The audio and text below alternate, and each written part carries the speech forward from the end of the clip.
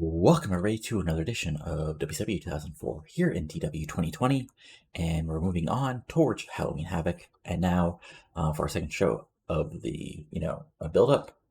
But before we look at Nitro and Revolution, it's time again for another reminder about the 2004 Mayhem Tournament. Remember, with this, it'll be going through basically the first week that actually the tournament starts. So you got, all through the build up to Halloween Havoc, and then the day, up until the actual build up towards the first days of the tournament to sign up. But again, go to the site in the, you'll see here, right here, or if you can't see it, in the description below, or in the link I post on Reddit and everything else. And again, when you sign up, you can either just, use your email address, or if, you use a throwaway email address, just include someone to contact you, whether that's a Reddit username, a Twitter username, or whatever, as long as you indicate it in sort of the name of your, prediction. Okay, you have a name for your prediction in your email. If there's no name, if there's nothing else in that name except just like a name, then I'll use the email. But regardless, you go through, you pick, and again, whoever finishes first will get a match at the January pay-per-view of your choice outside of the world title main event. A wrestler brought up from developmental, a dev signing of your choice, a dev release of your choice, and one push and de-push wrestlers on the roster, and one firing of a member of the WWF in-game roster outside of a couple, which I'll go over with whoever wins. In second place, there'll be a title match of your choice at a Nitro, a push and a de-push, and a dev signing of your choice, and in third place, there'll be a match at a Nitro of your choice, and a dev signing of your choice. And also, if I get 10 predictions or more, there'll be a random drawing of everybody else who puts in a prediction, and they'll also get to have a match on a Nitro of their choice. I should probably say Nitro or Revolution, but I just put Nitro there because that's when we used to booking. But again, just go ahead, sign up. Again, and again, I've gotten some good predictions so far, even though nobody obviously of the four has a perfect bracket or anything like that. Nobody's picked the four people who will be in the final four. Remember, you just need to pick the final four and the winner. Whoever you pick as the finalist doesn't matter as far as the points go, but you still need to put it in there and remember to actually pick your winner. But again, this is not going to be a chalk tournament, so, don't want to, obviously there will be upset, because that's the whole reason for a tournament, to set up matches and feuds. So, be interesting. Pick who you'd like to see in the finals. Who'd you like to get pushed among, sort of the bottom half of the people in the roster. Who knows? There's some people in here who you might see getting a bigger push than you think, and there's some people, at the top of things who might be getting upset in the early rounds, or maybe not. Or maybe I'm just fooling you guys and it'll be totally shocked. But again, I've already booked it. Well, I haven't booked it, but, I've booked it so far. But again, that's coming up, in a few weeks once we're done with Halloween Havoc. So let's get onto that. The actual build to Halloween Havoc, including so far, we've got, Monty Brown versus Goldberg, and of course, Sean Hare versus Shane Helms for the title. So let's get rolling with Nitro, which I'll be back with in just a moment. And we actually start out Nitro live from the Muni Dome in Cedar Rapids, Iowa, in front of 15,000 people plus, as we're in the Midwest, with actually a little video that's basically outside of the building from Revolution, after Palumbo got defeated by Jeff Jarrett in the first round of the little mini tournament we have going on to determine the next challenger after Shane Helms. And basically, Palumbo's already on his bike heading out, and O'Hare's with him, and Palumbo explains, O'Hare, you're my brother, and you're the world champion, but I've got to go up there and find myself. I got to do a little ride in this country, and figure out what I need to do with my career. Because obviously, I should not be being beat by assholes like Jarrett. And sure, yeah, he did his BS, but I should be ready for that BS. And I'll be there if you need me, brother, but right now I need to do this on my own. They sort of do a little fist bump, do a quick, do a fist bump and then a handshake, and then Palumbo drives away as their heads out to his car, and it's like Palumbo's going out on a little, vision quest, or whatever bikers call vision quest, on his own, at least for the next little bit. And this gets an 82 as a little opening promo. And then, of course, we get basically, little a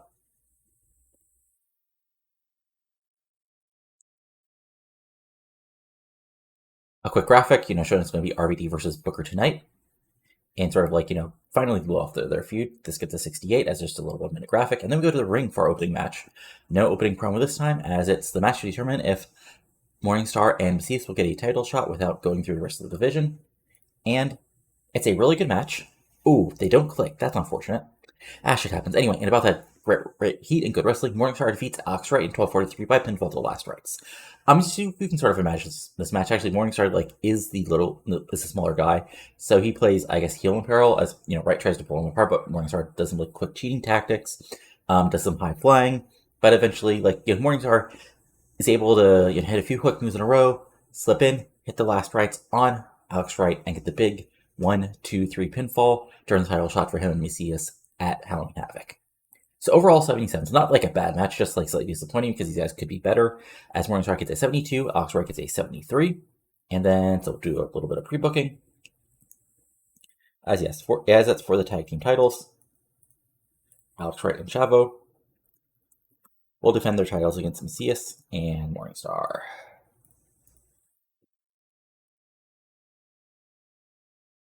And then post-match, Morningstar, Seth celebrates, but he slips out, does his, kneeling as the crowd boos, as he now just put over. It's going to be a huge challenge for Wright and Chavo as they face Deadpool at Halloween Havoc, as it gets to 73. And then we go backstage. We have an interesting little segment, as basically the whole of the Triumvirate, Mike Awesome, Billy Kidman, April Hunter, and Storm are all backstage sort of like confronting Brother Ray. And they, ask him, look, you're a former member of the Tribe of Extreme, and you have every reason to try to take out us, the Triumvirate, as you're trying to rise up and take us out. And Billy Ray's like, look, you're right. I battled with a couple of you in the Barbed Wire City, but I ain't no blank, beep, who's not going to face you man to man. And he goes up with Awesome again to get a proud pop for that. And then he goes with Kevin, look, you would have, and look, son, if I would have attacked you from behind, you wouldn't be walking around right now. And then Billy Ray walks away. It seems like Triumvirate are trying to determine who actually, who actually attacked Billy Kidman at last week's Nitro. As this little quick segment gets a 73. Fun stuff. And then we go backstage to the Chosen Few's backstage, area, little locker room, as Jarrett, tells Jim Jack and some of Johnny Vine, good work going after Heart Legacy to make your moment, but you gotta remember, you gotta be more aggressive and really take out little poop sweets like that. And then he turns his attention. And look, I saw earlier tonight, Plumbo's ran away like a little pup. And now tonight, there'll be only more proof that I'm the chosen one in this business, and absolutely nobody can stop me or anybody else in the Chosen Few slap nuts. Because, Booker, you figured out that these morons out in the crowd don't matter at all, and you need to focus on yourself. But we get on that ring, I'll take you out just as quickly as anybody else. And as far as the Kite Van Dam goes, all your pretty kicks and your support from the crowd, but at the end of the day, you're going to end up feeling the stroke just like everybody else. And this gets an 83, building up, the fact that Jarrett will either face Booker or Van Dam, whoever gets the win tonight. As good promo, 83. Not, because I actually rated these guys for once, but that's good to see that, like, even with these guys not being quite as over, Jarrett skills and their mic skills and stuff gets them up to 83 in a segment, which is positive.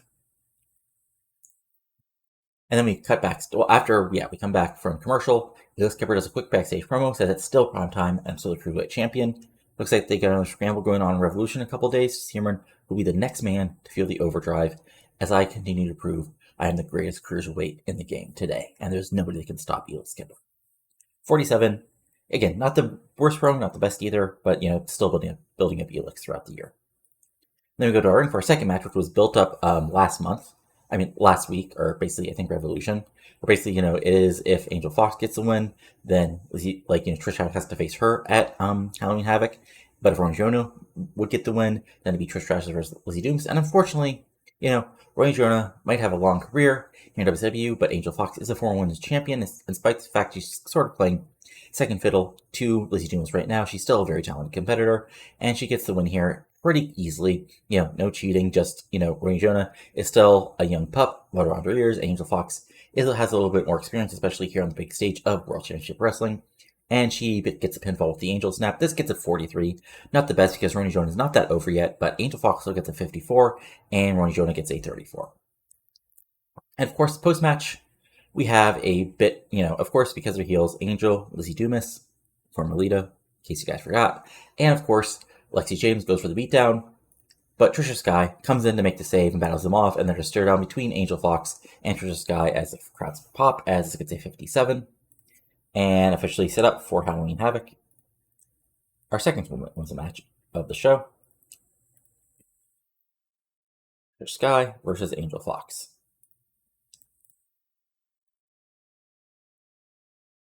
And then we go backstage.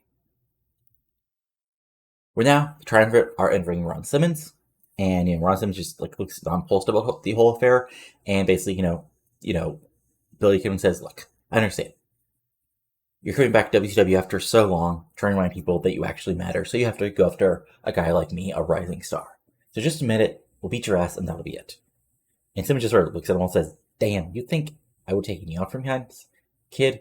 I would kick your ass." Goes on Kidman, "I want to kick your ass, Storm. I will kick your ass," and points it awesome. "And if you want to take me on, fine, but I didn't attack you. So just deal with that." And then Simmons walks away as we get a 74. And then we go backstage where the Helms Legacy are all basically like, celebrating the fact that Palumbo is gone. And, Helms is, Cash is like, he wasn't ready for the bully weight and the best tag team in the business to take him out, along with O'Haire. And Helms adds in, "Look, O'Haire's on his own now.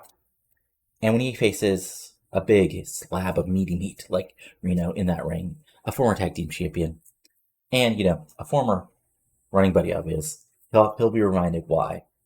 Tonight's just a preview of what's going to happen when the greatest United States champion of all time becomes the world champion and grabs the belt that he should have had so much before. So, Palumbo, this is just another day counting down till I take what I deserve." Another 100 for Helms. Good stuff as we move forward with this feud. And then Goldberg kills Evan Courageous. I mean, it says 2 minutes. I mean, I'm probably including that as probably part of like Goldberg just like getting ready in the ring. But yeah, Courageous, I mean, dies. Like, it's a Goldberg squash match. What do you expect? 67, Goldberg gets an 84, Courageous gets a 38. They didn't click, unfortunately. How can you not click in a 2-minute match? Like, did Courageous just like, okay, now I can actually get mad. Okay, now I can actually make like Courageous actually like tried to make this a match in 30 seconds, and then just Goldberg just threw him around and just jackhammered him. Okay, 67, which not the best, but what do you expect from a 2-minute Goldberg squash? And then Monty Brown comes down and just stares him down and just sort of like does a little sarcastic clap, and then like says points at Goldberg and says, "You're next." And Goldberg just sort of smiles at that as this gets a 73. Not the best segment, like only 2 minutes, and probably could have, that probably hurts the heat of the feud a little bit. But sometimes you have to do little stuff like this to build things up. And if you notice, like I'm doing a lot more of quick little segments, and that is building to something. The fact like so many people are trying to get on the show, even as for little short segments. Anyway, we're moving forward, and then we go backstage where Jeremy Borash is with Celine Cartier, the normal contender to the Women's World Championship, and Paris puts over the fact that you're a long shot betting wise right now for the Women's World title, as Joanna Lawler has been absolutely dominant since she entered the division. And Cartier says, Borash, I've been an underdog before. Hell, it was underdog just me getting into wrestling in the first place when this business was very unfriendly to any kind of woman getting into it. And throughout career, nobody gave me much of a shot. Hell, last year at Starrcade, nobody gave me any shot of becoming the Women's World Champion walking out of that multi-woman match. But yet I did. So, yeah, Joanie Lawler, she's impressive. She's brutal. She's tough. But if I was ever worried about anything like that, I wouldn't have gone into this business in the first place. So, Joanie, get ready for the fight of your reign so far. And then she walks away. 75, good promo, sort of building the, Cartier Lawler stuff. I'm assuming, this was helped by the fact that Lawler's really over.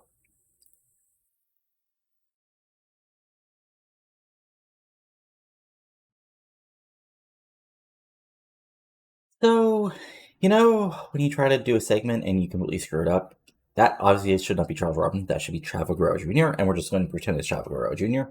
as this gets an 81. I mean, I'm not shocked that Robin looks dreadful because anyway, this is supposed to be Chavo. Probably could have been like an 85 or 86. I mean, still, we had some like bad roles as far as announcing jobs and scripting, but anyway, 81 overall, not the worst promo. Anyway, like Chavo, Alex, and Ray are all backstage. Like, Ray's like saying, "Look, these mornings are gonna be tough, but I got I think you guys can really do it. You guys, I've pulled off upsets against monsters before, and you're just as skilled as I am in that ring. If you work together and you work together well, you can pull off this upset." And then Eddie Guerrero walks in the locker room, and he just sort of like chuckles and says, "Holmes, Seems you're acting like Ray's your uncle now, Chavo. Well, Chavo, you gotta remember something. We're family, and there's nothing that's going to change it. And grow family values means you should follow your family, not this guy. Because remember, every time I've gotten in the ring with Ray, I've whooped his ass. Ray's says, like, sort of stands up and says, "Look, Eddie, I already talked to Bischoff, and he was interested in the fact it's been 7 years since we faced off at Halloween Havoc in one of the best matches of all time. So, if you're ready to do it, we can have the rematch and really prove who's the better man." Eddie simply smirks, looks over at Ray, and says, "Holmes, if you want to get your ass kicked and have everybody remind you why I was always the better wrestler than you, and why the Guerrero family will always be one of the best in Lucha Libre, well, you're just always second rate. That's fine. And Chavo, what happens to Ray at Havoc should be a lesson to you." And then Eddie walks away. Looks like we have that match also officially set up for Halloween Havoc in a 7-year anniversary match. Eddie versus Ray.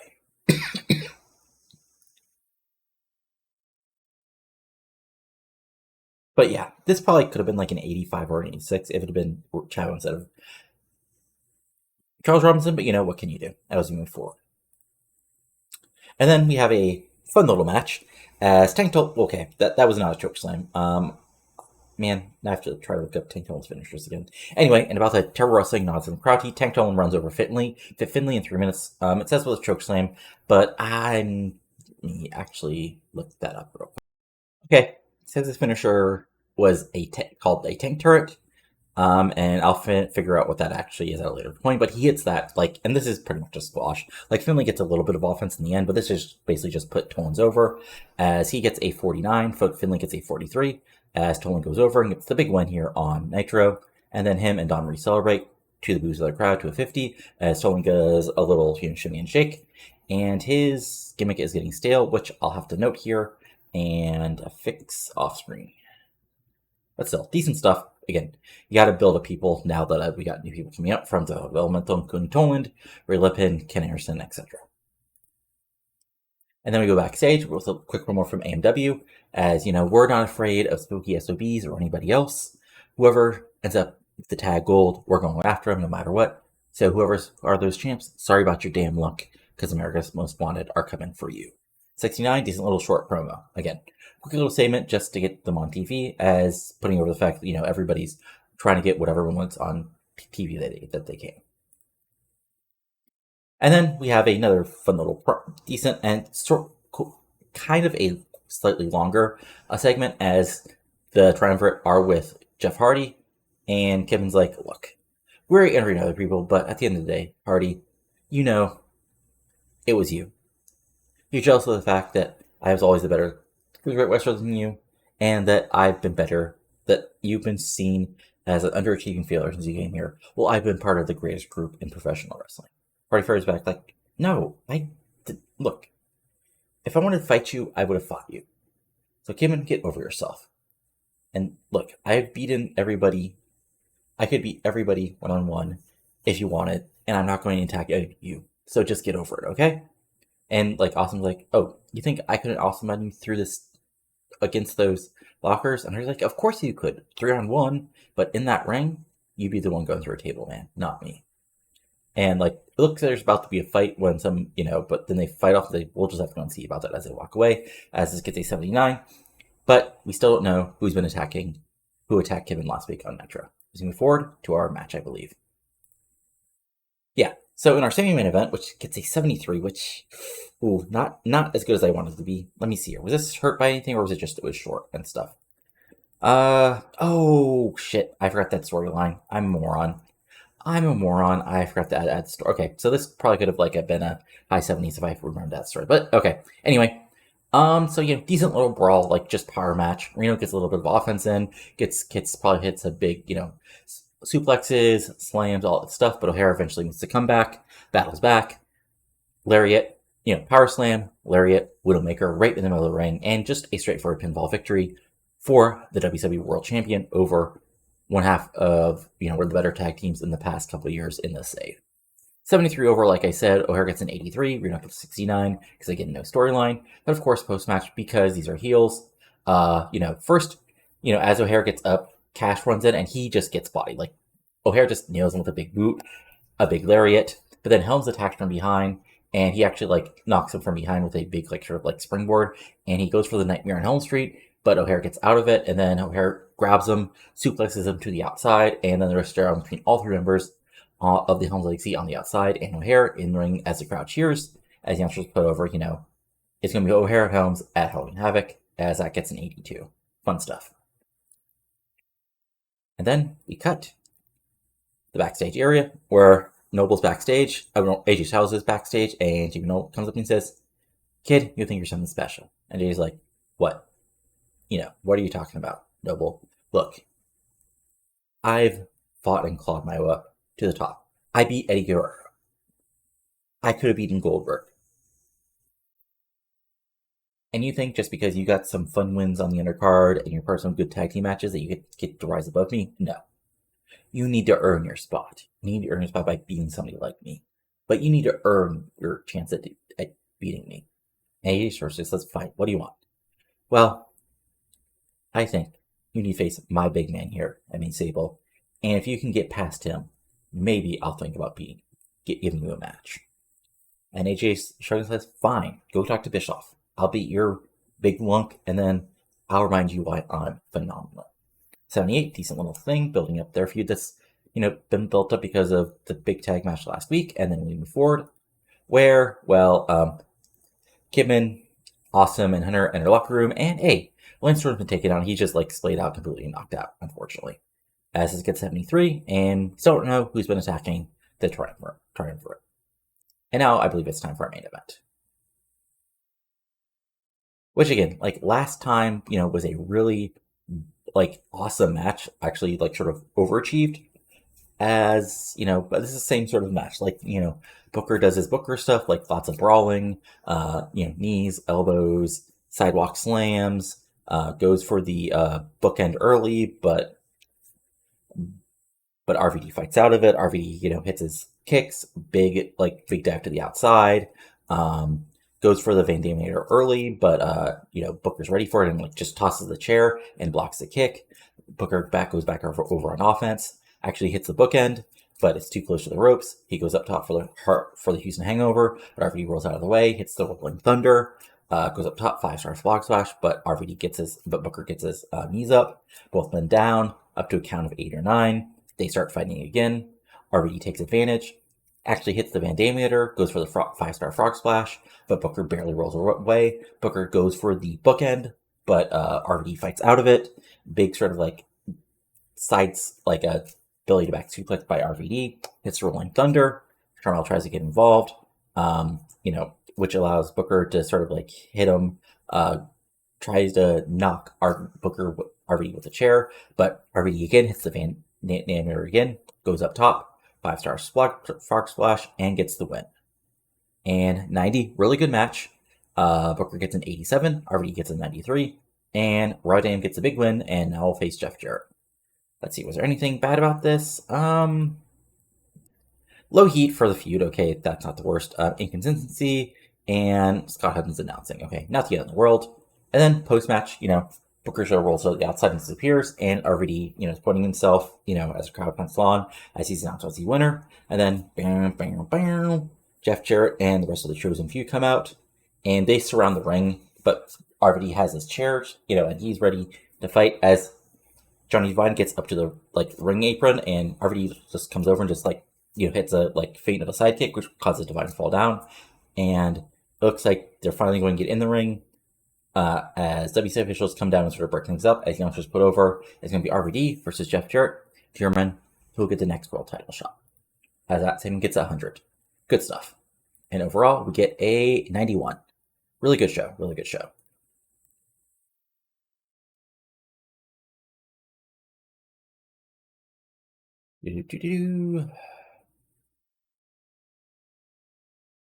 Forward. Gotta love the building.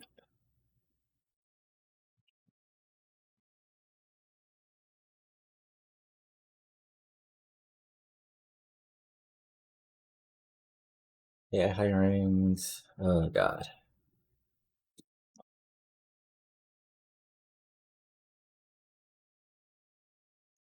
Okay. Okay. Why do I care that Greg? Why is Greg Valentine not on the short list? I have no idea. Okay. So I'm not going to show you guys Raw because there's actually something interesting that happened with brain. I just had a complete brain fart with the WE. So you're going to have to wait until actually I go over the whole week after Revolution because some other thing happened with the booking. So you'll just have to be surprised. But anyway, no specific mail. One thing I did do is with my developmentals, because I sort of forgot I can sort of deal with their shows themselves. So as far as broadcasting, I just like had, because NBA Wildside's still on like low level national TV, and then I also changed the booker from the owner Rudy Willie Gonzalez to Todd Kennelly for my women's fed, and for broadcasting I actually added them to be the local, like for a local LA channel, just to sort of like just realistic that they would show that on TV. So fun stuff. But yeah, otherwise I'll be back in just a moment with Revolution. Alrighty, and now it's time for Revolution, live from the Mizzou Arena in Columbia, Missouri, near, I think, the University of Missouri campus, I have to imagine. So we start the show off, and unfortunately this rating is what happens when you actually rate everybody, which I probably shouldn't have done, but I just wanted to test out and see, but unfortunately people aren't quite here. Anyway, yeah, I just want to double check that's why. Let's see here. Good start of the show, high heat, yellow morale, very poor operations. Okay, I mean, I sort of expected all this. Anyway, sorry, I just want to check this out. Anyway, this gets 75. Basically, what happens here is, Helms Legacy comes out to boost the crowd. Shane Helms says, it's basically bullshit, or BS, I guess, not bullshit, because, Nitro, live on TV, not, and this isn't height of the Attitude Era, where you get away with that. Anyway, back to what the actual pro, Helms says, last night, I bet you feel good, Sean, here, that you got lucky and were able to take us all out at once. Because I admit, we didn't have the best battle plan. We were confused. You were able to get a lucky pin on a big, beefy man like Reno. But if you think that's what's going to happen at Havoc or in the future, you're very wrong. Because remember, you're still shining up my world title to hand it over to me at Halloween Havoc once I give you a nightmare on Helm Street. And there's nothing you can do about that. Hugh Sean here, our world champion, comes out and says, Shang, luck doesn't have anything to do with it. What has to do with it is the future shock is here, and Halloween Havoc, you're going to have to learn that your crying and winding up being held down is nothing. It's just proof you weren't just good enough. And when you are just another victim of the Widowmaker, you'll have to accept that fact. And Helms are like, the shock will be when I take that title off you. Or maybe we'll just take you out right now and beat you down so badly that I'll have to be given that title in that ring. Because guess what?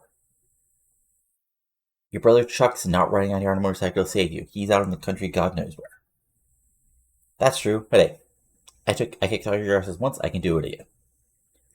And, Helms is, points at Castorino and, sort of points at Helms like, look at that genius. Think he can fight us off all when we're ready to go after him. And then, O'Hare's, still sort of, on the, at the top of the rank, says, I never said anything about 1-on-3, because if you want a match, I've got some partners who hold some gold like me. And Q, Wright, and Chavo come out to a pop from the crowd, and looks like we got our main event for later tonight.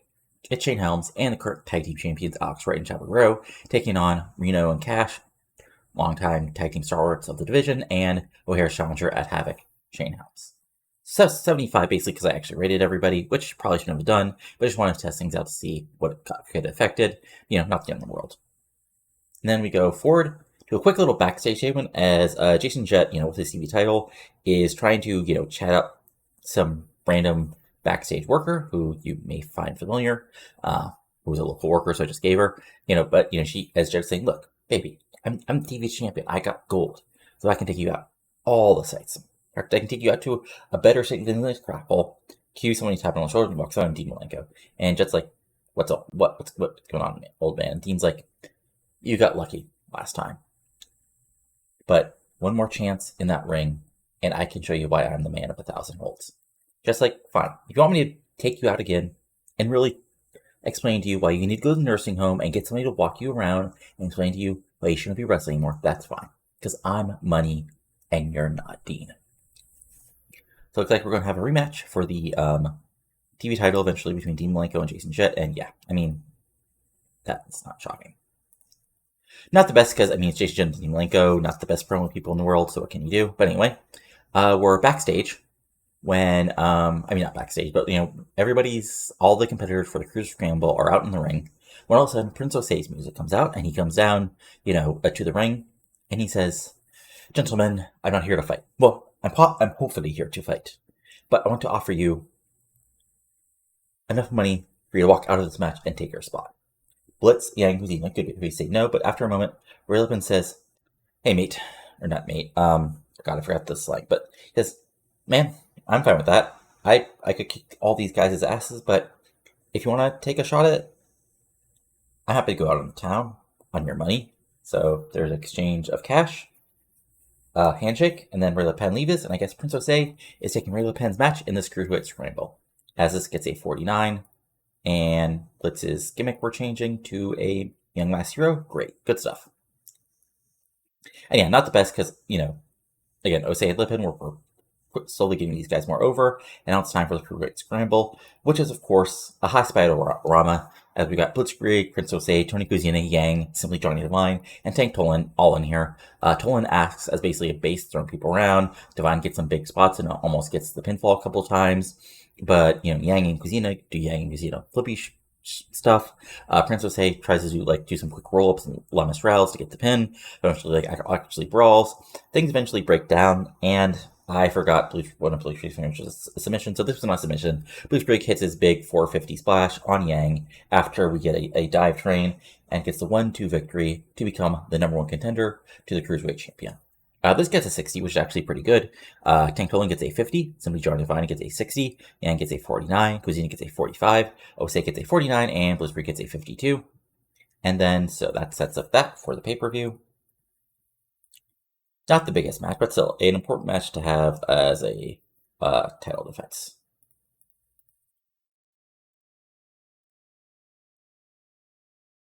And then post-match, as you know, Blitz is celebrating with Yang, as you know they've been off and on tag team partners. Ego Skipper comes down, points to his title, simply shakes his hand, and then walks away. As the Youngsters put over, it's going to be a big cruiserweight battle at Halloween Havoc for the title. As this gets a 42. Then we go backstage, where Toro and the rest of the Roman Legion are in Eric Bischoff's office, and Toro's like, you know, I'm trying to get a hold of you, and I want a shot at the United States title to continue the rise of the Roman Empire.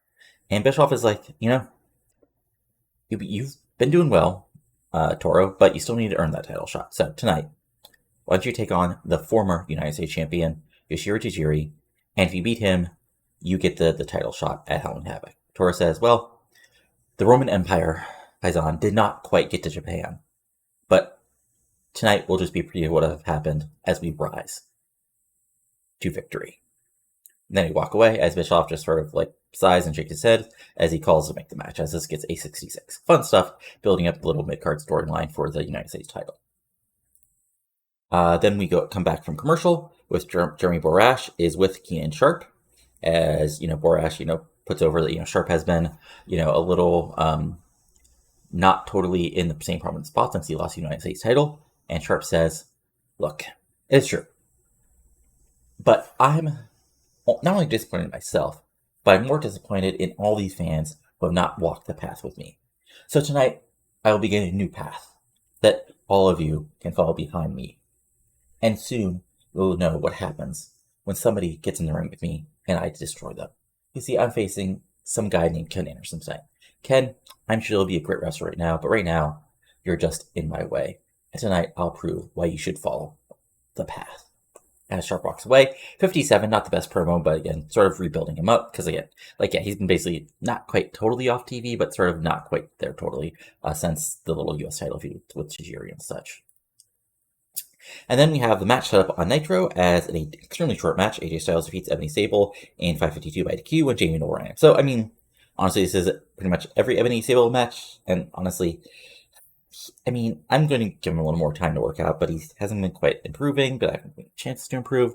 So we'll just see how that works out. But regardless, this is the match you expect. Sable gets some power moves early to dominate Styles. Styles eventually, fights back, and looks like Styles is on a roll, and it, hits his big, sort of big drop kick, and is about to go for the moonsault DDT when Noble just, pushes him off the ropes right in front of the ref, and the beatdown is on. So let's get to 63, which is good since it was a short match.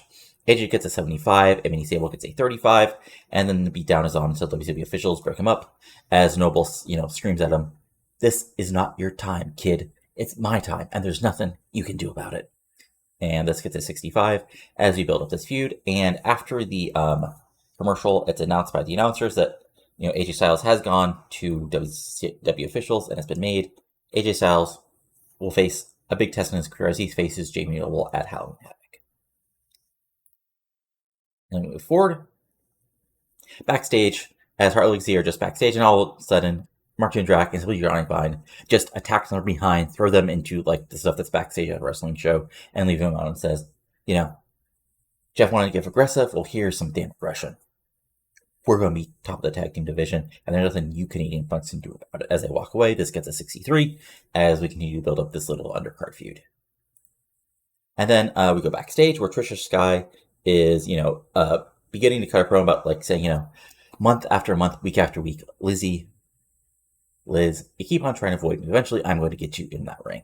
And none of your little underlings are going to be able to do a damn thing about it. So Angel Fox, I'm going to take you out at Halloween Havoc. And then she gets cut off as Angel Fox and Lexi James enter sort of the screen. And they say, "Look, Tricia, we're both former women's champions, and we want our matches in actual professional wrestling matches, not lingerie battle royals, putting pool matches, or whatever weird stuff you had to do to win your titles." In order to fact that actually, I think I'd have to double check, but I think Trish actually won her matches, but this is their heels. They lie. See, we teamed up with Lizzy because we got respect for what she did up north to gain power. Well, you were barking like a dog. Ooh, yeah, pop for a reaction to that terrible Vince Trish angle. And Trish sort of fires back, "Look, Liz did what she did, Trish did what she did. And yes, you guys are great wrestlers, and you got a bright future. But right now, the sky's the limit, and Angel, you're just in my way to get what I want." Pop for that, as this gets a 64 as we build up, both the underlying Trish and Liz, / Lita feud, and the match that Trish has with Angel Fox at the pay-per-view. And then we have our match that was, kind of set up earlier as more like decent wrestling, but did how much Keen Sharp defeats Ken Anderson in 7-9 by submission. This gets a 64. Sharp dominates early, but Ken Anderson actually gets some decent match, decent brawling in, and it looks like he hits a few big moves and he picks him up for the Kenton bomb, but Sharp elbows him right on top of the head, pulls him down, sort of ties him up, and eventually gets him in some sort of arm lock submission. And with no order or go, Ken Anderson has to submit. This gets a 64, decent match. Sharp gets a 64, Anderson gets a 47, and post match, Sharp keeps his hold on for a minute or so before the referee finally says he's going to cue him. But then Sharp stands up to the boos of the crowd, and this gets a 52. Just remember, Sharp's a bastard heel who is a hypocrite and a bad person because he's a heel. As again, this gets a 52, and we move forward to two quick promos. As first, Ray Jr. is backstage, and again, this is these quick promos are building up. There's not enough time. Lots of people are trying to fight and claw to get even TV time. Anyway, as Ray Jr. does a quick promo, says, "Eddie, we were almost brothers. We've been longtime friends, and we've been up and down these roads with you. But at Halloween Havoc, essay, I'm going to prove to you it's my time now." 72, quick little decent promo. Then we come back to commercial with Joni Lawler backstage, and she says, "Celine, we want to talk about underdogs, David and Goliath, all that. And, it's a nice story about David and Goliath, but the reality is Goliath would have broken David in two, and Halloween Havoc, that's what's going to happen to you. So, do whatever you need to do, make whatever assurance you need, but when I'm done with you, you're not going to be an underdog. You're just going to be done in the 6 feet under in the ground." So another quick promo from Joni as it gets a 70. Actually, let me do this. Make whatever arrangements you need to make, Celine, because when I'm done with you, they're going to have trouble hearing what you want to say. 70 decent promo as we move forward. And then we have a quick little match as Conan is in the ring and he's about to begin in his do his rowdy shtick when Monty Brown comes in and just wrecks him, just runs into him and just hits him with a huge just lariat. Conan slowly gets up, gets wrecked again by a clothesline, gets thrown around, and then the pounce. And a little over a minute, Monty Brown destroys Conan. As this gets a 70, Monty Brown gives us an 84, Conan gets a 43. And post-match, Monty Brown, just screams out, "See, Goldberg, this is what you need to do. This is what you should have done during your streak." And then he actually is pulling Conan to the top of the ramp, and it looks like he's going to, throw Conan off it. And Bill Goldberg comes out and starts fighting with Monty, and the brawl's on for a couple of minutes before WWE's officials break things up as these two titans just continue to try to wail on each other. And that gets an 83 as we're building things up. And Goldberg's gimmick is getting stale. That's unfortunate, but we can fix that. And Conan is there laying on the ground. And then we go backstage to a backstage promo. He says, "Man, I just try to get in the ring and fight because that's what I need to do because I'm Rob Van Dam, Mr. Monday Night, and I've done all I can do in this business on my own without any backup." And you see when I see somebody like Jeff Jarrett with his backup, talking about your chosen one, and here's the thing, Jeff, you've had a long career and you've had a lot of success, man. But let's be all honest, you grew up with a silver spoon in your mouth. Guys like me, I was fighting in matches in Michigan in front of 12 people, and I had to fight and claw. I went through the barbed wire city, and I have the scars to prove it. But here's the thing.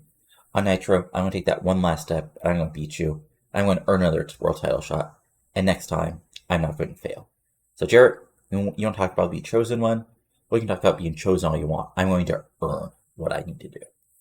So, decent promo, again, building up the, big match between RVD and Jarrett for the future title shot as this gets an 80. And then we go to our, not great. As we have a fun little match, as in a good match, John Sparrow defeats Shiro Tajiri by an 8:32 by pinfall. It says illegally using the ropes for leverage, but basically what happens here is there's enough, sort of distraction by Romeo and Swinger on the outside that basically, allows Toro to hit his roaring elbow type maneuver and get the pinfall victory. Pretty decent back and forth match. Tajiri gets his kicks in, probably even goes for the mist, but Toro probably ducks. And I can see a spot where, actually, no, what I can see here is, Tajiri is loading up the mist, and Toro, basically brings Swinger in to take it. And, Tajiri's shocked by that and allows Toro to, basically go back on offense, leading to the finish where he gets the roaring elbow. As this gets 67 because of the injury, Toro gets 72, Tajiri gets 75, unfortunately. And that's so bad I actually have to redo the... Okay. That's unfortunate. So I'll be back in just a second after I rebook the angle. So what happens here is what I kind of imagine is Toro basically rolls to the outside and stumbles, gets to the back holding his elbow. And then the Romeo and Swinger go to beat down Tajiri, but then Paul London makes a save, to help his former opponent, but demanding respects as the guy's going to hopefully face at Halloween Havoc, runs away. Or, as he, makes a save and pushes the two stablemates of the Roman Empire away. And helps Tajiri up as the crowd pops as this gets a 68. Fun stuff. And then we go backstage where Eric Bischoff is, we actually cut back, to Eric Bischoff as Lance Storm is finishing explanation, saying, "And that is why we have come to believe that these three men are the people who have been targeting the Triumvirate." And Bischoff's I don't believe you guys. I mean, it's nice, and, it's nice that that's what you think, but really, you really have no proof. You just have lots of circumstantial evidence, and nothing I can really, suspend, or, even fine, or do anything about it. Kim says, this is BS. If this was O'Hare, or Ray Jr., or any of your favorites, you do whatever you want for them. But I was no, if they had this evidence, no, I wouldn't. But look, you want to prove something? Fine. On Nitro, you three, you can take on Ray, Simmons, and Jeff Hardy in a 6-man.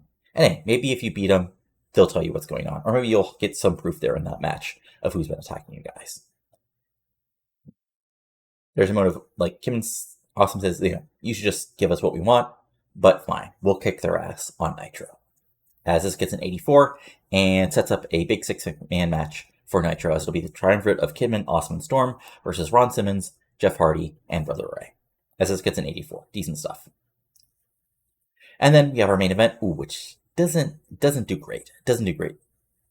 Was there anything specifically wrong with this, or this just...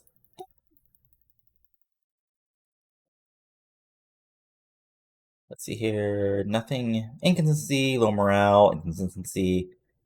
Nothing super bad. But I guess, well, I mean, okay, so if we're doing these guys is 80, 80, 71, 72, 87, 88, so 80. And so 82.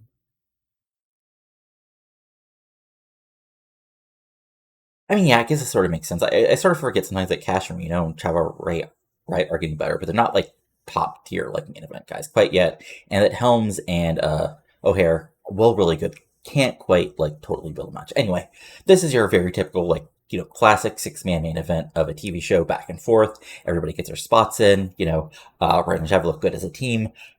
Reno and Cash, are very good, have great chemistry together. But in the end, things break down, and in the end, O'Hare gets the bully weight, but unfortunately, Cash can't bully weight an actual heavyweight, and power slam, lariat, widowmaker, 1, 2, 3, right in the middle of the ring, as O'Hare gets a pinfall over Cash, as this gets an 81.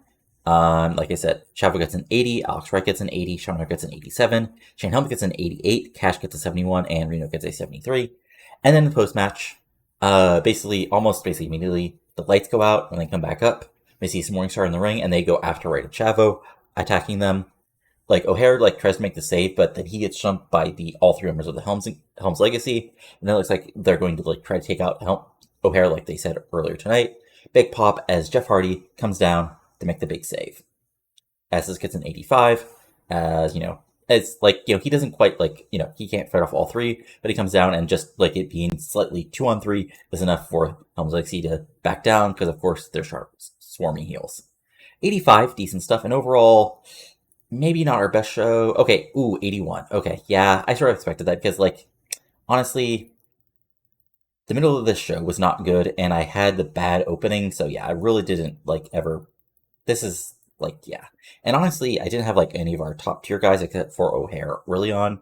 So yeah, this was a very heavy, mid-card, upper mid-card heavy show, and it sort of shows, unfortunately. Oh well. Stuff happens, what can you do, So once this loads up, I'll go over things. Hopefully we get no random email from people.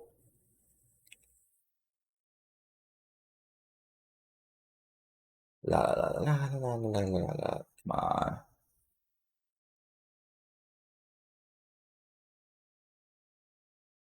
Okay, that's auto-saving. Okay, Revolution.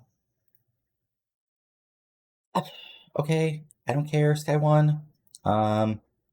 Okay, so let's see how old Jonathan Toro. So Toro is out. Okay, it's 4 days. Okay, I don't care. I legitimately actually thought that was going to be a problem, but no. Okay, he's literally just off house shows this weekend. Okay, that's fine. Anyway, so anything else of note? Oh, one other thing that just popped up is Tommy Dreamer and Selena Majors broke up because the former was caught cheating Linda Miles. When Tommy Dreamer broke up with Beulah is something I don't know. Or maybe they weren't coded as being together in the game, but anyway, fun stuff. And yeah, I know, Alex, I've been using you a lot. But anyway, so let's first go to WWE, because they had their pay-per-view, so let me just show you guys what's going on with that. So, Unforgiven. Big show, 63,000, because 95, because of course. But anyway, let's just go over things. So we had nothing really of note on the pre-show. So we had Cherry Slice defeat Elizabeth Love in a 64. We had Terry defeat Jamie Keys in a 62. We had the Outcast winning back to title, defeated Cade and York. So yeah, that's sort of unfortunate, but I sort of figured that because Jordan and Cade aren't that over yet. But I just wanted to see, let's see how long the game will keep them the titles on, but not that long. But still, not the end of the world or anything, Hopefully the game will book them decently after I brought them up. Steven Richards defeated Cakewalk in an 80, which is an interesting little mid-card match. Rikishi defeated Raven for the European title in a 78. Billy Gunn defeated Viscera in a 76 in a Y match. But also, note, Billy Gunn's is only in 75s on his own. Scott Steiner defeated Devon in an 81 in a match I guess just gets Steiner over. And an interesting six-man considering Layfield's the IC title. We had Layfield, Brock, and Regal defeating Al Snow, Christian, and Perry Saturn. And fun stuff is Lesnar's getting a 74, Layfield's getting an 82, Cage's getting an 84, and Regal's getting an 88. But fun stuff, and that's an interesting heel team. And then we had a interesting four-way, as in 98, Scott Hall defeated DDP, Val Venus, and Randy Orton in a cage match. And then we had a fun tag match. Taker and Michaels defeated TNA in a cage match. So I sort of like maybe these two both want the shot at to go after Angle, but then they have to beat TNA or yeah, whatever. And then Triple H defeated the freshly face-turned Edge in a cell match, but let's just not say it was, in a 99. And then main event, this is the big one. Chris Benoit defeated Big Show to win the world title. So this is kind of interesting booking, because if you look at Benoit, he actually had the title shot at, where is it? Yeah, back at King of the Ring. He lost in a First Blood match. And then, like, he's been sort of feuding with Big Show off and on. And, of course, like, at Vengeance, he teamed with Hall and Triple H to win. And then he just was not part of, what's the word I'm looking for? He was not part of, SummerSlam just because he wasn't quite over enough in my view, or I couldn't create a good enough story for him. So, and I can sort of see like him like then doing the bitter heel gimmick and like taunting Big Show to get the title shot, because you never actually beat me, you just made me bleed, you never pinned me. So that's interesting. Yeah, fun stuff. But yeah, Benoit gets his first world title. Yeah, his first world title reign. And yeah, and he's a heel, and yeah, interesting stuff. Then 04, he still gets his title shot. Anyway, then on Raw, we had Jackie and Ivory defeating Women on Top, which is Kara Slice and Linda Miles. We had William Regal defeating Blue Boy and Squash. Kane defeating Perry Saturn by countout. We had Scott Hall, Brock Lesnar, and Chris Jericho defeat Steve Richards and Bump and Grind in a 98, because that's what this game does, is random 98s for that match. DDP defeating Reign by DQ. So occasionally the game remembers. No, this wasn't the game. This was just the game randomly booking. It's still a 90. And then the new improved team Angle of Angle, Billy Gunn defeated Undertaker and Big Show in 99. And the main event, Shawn Michaels defeated Triple H and Edge in a random 99, because of course he did. And Shawn Michaels got 100, because of course he does. And then on SmackDown, we had Brock Lesnar winning a squash. We had Raven, Chris Jericho, and Chris Benoit defeat Christian Bone Brand by DQ in 91. I can just imagine the internet being like, you gave Benoit the title, now he's in a random mid-card match on the first SmackDown. Big Show defeated Scott Hall in 94. Shawn Michaels defeated Kane in 93. Triple H defeated Randy Orton in 91. And in a random 100, Edge defeated William Regal and The Undertaker. Fun stuff. And Edge got 100. So yeah, there we go. Let me see here. Yeah, so that's it for WWE. So first, looking at our stuff. For Wildside TV, Tony Jones defeated Rick Michaels. Lazarus and the Vanguard defeated Tomko, Rhodes, and Stoneman in 43. Castor Riley and Killswitch defeated Marcus Miltech and Shane Ballard in a 58. Jason Cross and Rambola defeated TNT to retain the tag titles, and Akabono came in to defeat Shane Ballard to retain the NWA National title in a 58. And then on the weekly show, we had Double C and Lashley defeat Damon Briggs and Suzuki. And looking at layer, like, Claudio's getting there. Bobby is still, like, basically a newcomer. But Kenzo's doing okay. So there we go. Tom Zuma Howard defeat JC Daz. Adam Ortiz, our regen, defeat Son Siaki. And they're both doing pretty well, getting up to 50s.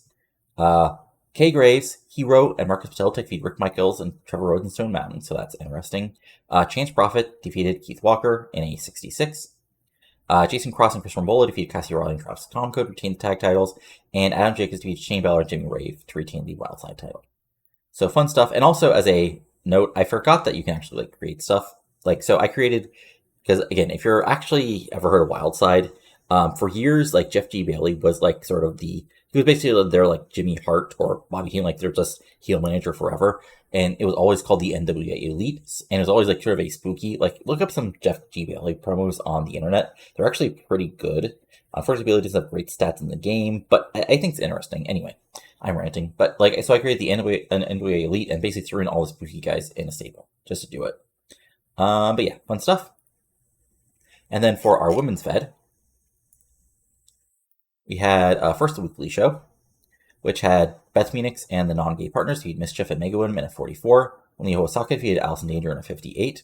And honestly, like, Allison Danger is going to be brought up sooner than later. I just have to have time, like, again, not enough time for the women, not enough time for the cruiserweights. You can see why I'm going to do what I'm doing here. Any social defeating Vesta Harding in a 50. We had Lacey defeating Bonnie Maxon in a 51. And we had Nikki Rocks in the main event defeating Desire in a 60.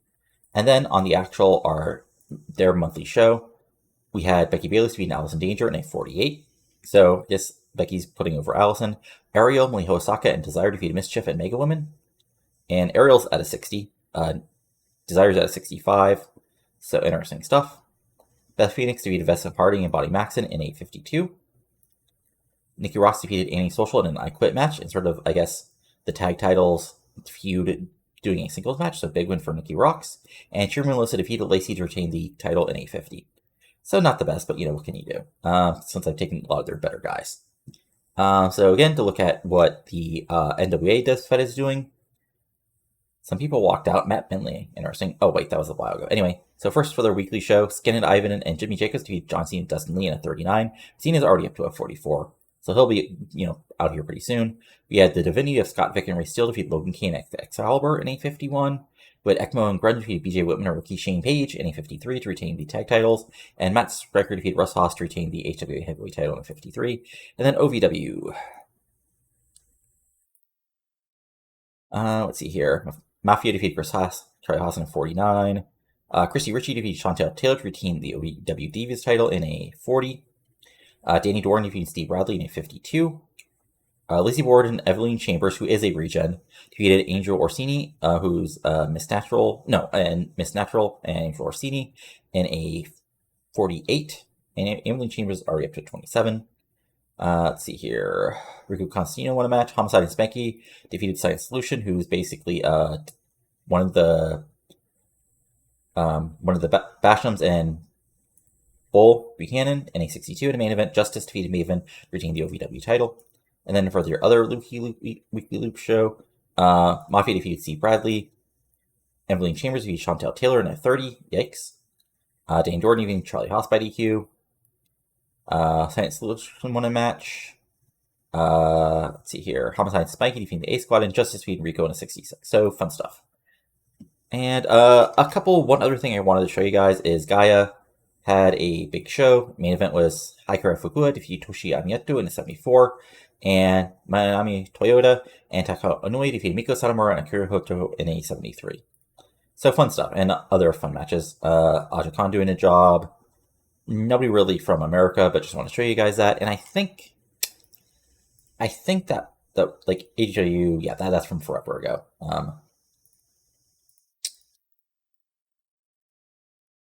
So a few notes. Celtic Cross opened. John Sallard is the owner. He hasn't created anything yet.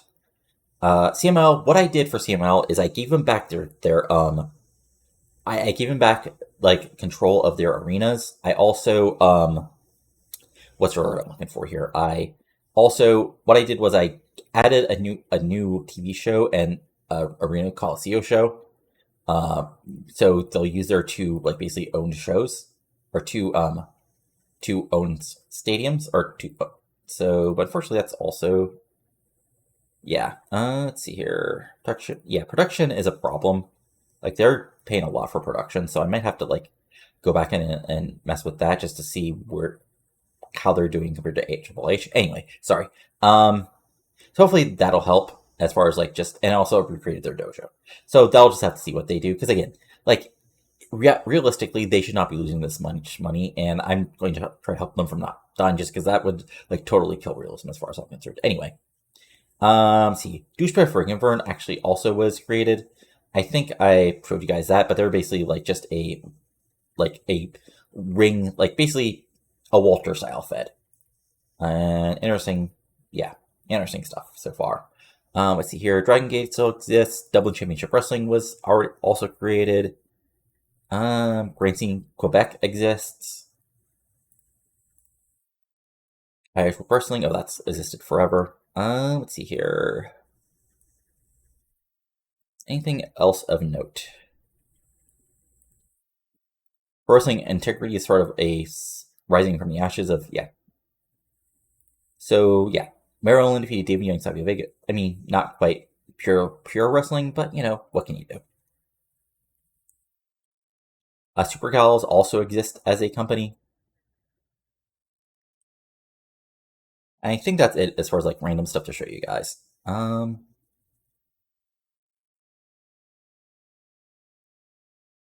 So yeah, that's it. Let me see here. Oh, Z01 had a big show. Otani defeated Akabona to retain the 0-1 world title in 76. Shinya Hashimoto and Tom Zumahara defeated Masato Tanaka and Akito Akita in 78, so that match probably was good. Anything of note, Scott Norton won a match. Kama and Tank Abbott are a team, and they fought Dasai Sakamoto and Keiji Sakota. Sakamoto, of course, most people should know, and Sakota used to was in WWE for a little spell. Yeah, that's, I think, it for weird matches. Let's see here. Anything else? 3PW, World Warrior Animal, sure. Jay Lethal's the 3PW champion. Okay. That's interesting. Iron is doing Iron stuff. And 3CW, yeah. Anyway, sorry, this I just sort of got, lost in going over stuff. Anyway, that's for now. Enjoy the show. Give it a like, comment below what you're enjoying and not enjoying, and of course, subscribe to the channel for TEW 2020 content. And of course, go follow the link to do the, go ahead and do the Mayhem tournament. So, but that's it for now. Talk to you later, and adios. Have a good one.